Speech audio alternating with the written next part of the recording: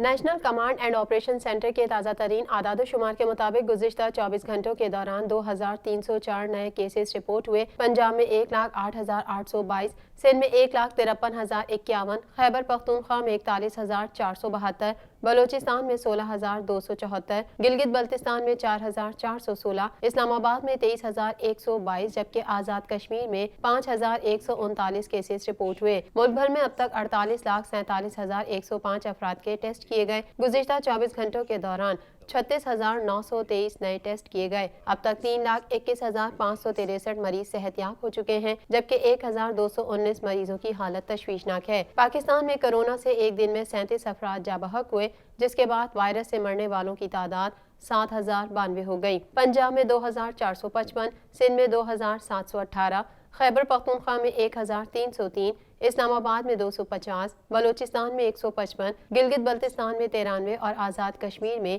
118 مریض جان سے ہاتھ دھو بیٹھے۔